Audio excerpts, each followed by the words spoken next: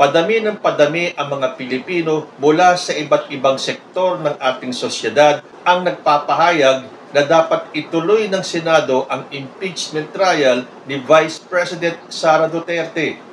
Maganda at maulan na araw po sa inyong lahat and welcome back to my channel.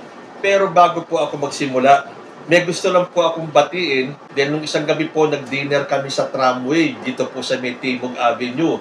At papasok pa lang kami nang may makasalubong kaming mag-asawa at sinabing nanonood daw po sila sa ating munting channel. At i-shout out ang mag-asawang Geng and Jeng Pangan. At maraming salamat po sir sa kind words na ibinato niya sa akin, nakakataba po talaga ng puso. Maraming salamat po sa patuloy ninyong pagtaguyod sa aking munting channel. Okay, tuloy po natin. Padami ng padami ang mga tao in all walks of life. Hindi na lang po tayo mga ordinaryong citizen na naghahangad na matuloy ang impeachment trial ni Sara Duterte. Meron niya pong mga petsa and I think that will be on June 9, 10, and 11 kung saan magsasagawa po ng mga kilos protesta itong mga grupo na nagnanais na ituloy ang impeachment trial ni Sara Duterte. At marami po sa mga taong ito ang nagsasabi na hindi naman sila basta-basta humihingi ng conviction para kay Sara Duterte. Dahil yan po ay trabaho ng Senado. Ang gusto po ng mas nakararami ay ang malaman, ang dinggin, ang ipresenta ang mga ebidensya para malaman naman po natin kung mabigat ba ang mga ebidensya para bigyan ng conviction si Sara Duterte o hindi at ito ay mababaw para bigyan ng acquittal. Huwag pong basta-basta hindi itutuloy ang impeachment tulad ng gustong mangyari ng ibang mga senador. Halimbawa na lang si Senator Bato de la Rosa na nagpaikot pa ng resolution na sinasabi niyang he has the numbers pero may mga ilang senador na po. Yung iba pa nga ay mga kaalyado ni former president na nagpapahayag na dapat ituloy ang impeachment trial tulad ni Senator Alan Peter Cayetano. Walang choice ang Senado. Walang choice ang Senado. We have to carry out our constitutional duty. Ayan, malinaw po ang sinabi ni Cayetano that the Senate has no choice. Isa rin dyan, si Jinggoy Estrada, nung sinabi niya, the Senate won't abandon duty.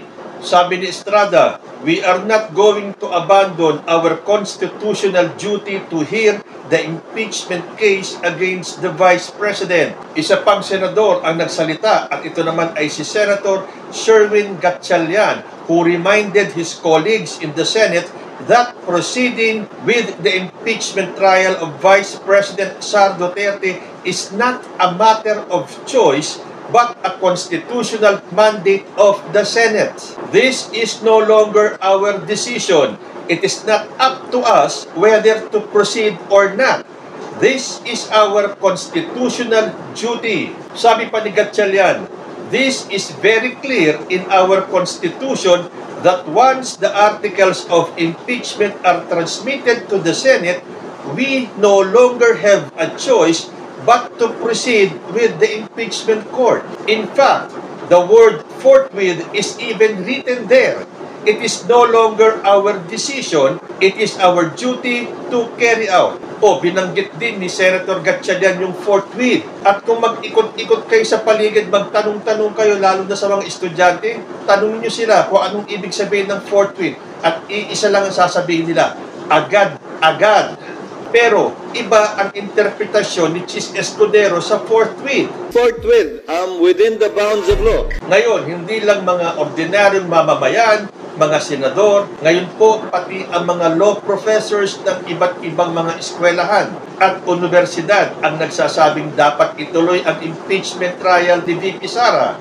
Sabi po dito, UP law professors call on Senate to proceed with Duterte trial. More than 100 faculty members of the University of the Philippines College of Law, which has bred some of the country's best legal minds, urged the Senate not to abandon its constitutional duty to proceed with Vice President Sara Duterte's impeachment trial as her supporters move to dismiss the case against her.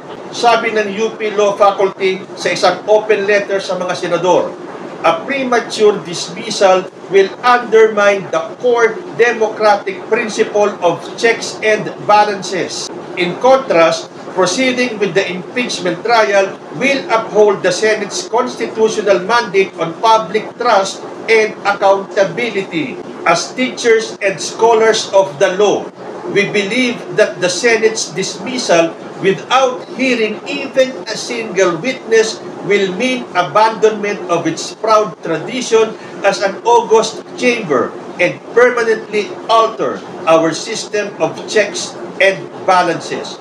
Ngayon, pati po ang De La Salle University's Department of Political Science joins the chorus of voices demanding the Senate to fulfill its constitutional duty and to start the impeachment trial of VP Sara Duterte, saying the upper chamber cannot be a purveyor of impunity. Nako, itong mga senador natin, hindi pa ba kayo tinatablan sa sinasabi nito mga eksperto sa batas? Iniinganyo na kayong ituloy ang impeachment trial. Chis Escudero, galaw-galaw na ng baso. Dahil kung hindi, baka dumami ang taong magprotesta sa June 9, 10, and 11. Sabi ng De La Salle University's Department of Political Science, bilang mga eskolar ng aghampang politika at araling pangkaunlaran, ipinapahayag namin ang aming matinding pagkabahala at pagkadismaya sa matagal ng pagkakaantala ng pagbuo ng Senado bilang impeachment court upang dinggin ang kaso laban kay pangalawang Pangulo Sara Duterte. Ang patuloy na kawalang kilos na ito ay hindi lamang nagpapahina ng tiwala ng publiko sa ating mga demokratikong institusyon, kundi isa ring paglapastangan sa mga prosesong itinadhana ng konstitusyon para papanagutin ang mga opisyal ng pamahalaan. Sabi pa sa huling parte ng kanilang liham, ang kabiguang kumilos ng may paninindigan sa panahong ito ay hindi maituturing na simpleng pagkaantala sa proseso. Ito ay itatala sa kasaysayan bilang sinadyang pagtalikod sa pananagutang itinatadhana ng konstitusyon at bilang pagtataksil sa demokratikong pamamahala. Sabi ko sa inyo, pag hindi patamaan itong mga senador na to ewan ko na lang. Gumising-gising kayong mga senador, Chis Escudero, Bato de la Rosa, na naglabas pa ng resolusyon.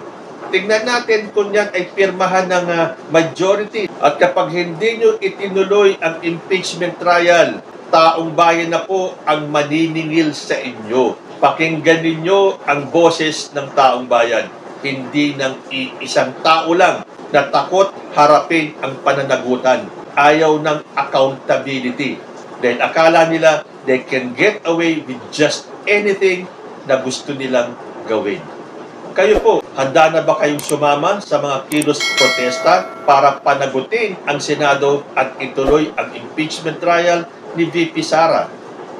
Comment lang po down below and I will see you in my next video. Diyos ti Agnina.